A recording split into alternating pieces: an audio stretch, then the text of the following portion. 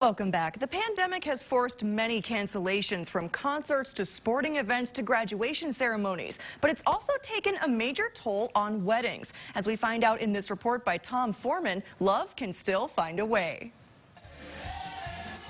They knew that they both loved the Wedding Crashers, knew what her dress looked like, which colors they'd use. Kelsey Gibson and Alex Ferreira knew they were going to have a perfect wedding.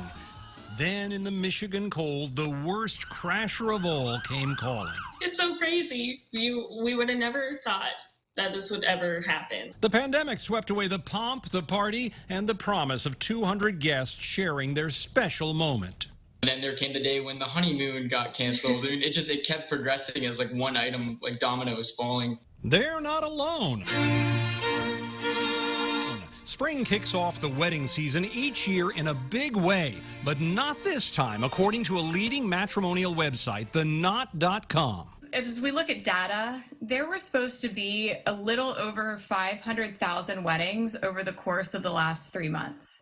So tons of couples are rescheduling their weddings, getting married, maybe virtually, and postponing their reception for later. The Knot estimates the average couple employs more than a dozen vendors: dressmakers, florists, photographers, caterers, limo drivers, many of whom rely on the wedding trade. So the industry is clawing its way back, embracing new tongue-in-cheek ideas like delay the date notices and supporting small private services while awaiting the return of big celebrations. We are seeing what we're calling the mini-moni right now. Bakeries are sending mini wedding cakes. Florists are sending mini bouquets or maybe some centerpieces that the couple can enjoy.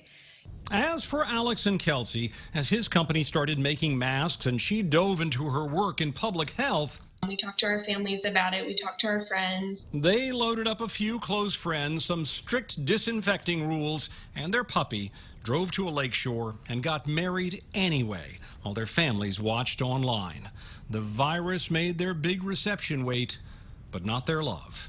And Our wedding was perfect in spite of the circumstances. Our wedding was absolutely perfect, even though it wasn't planned.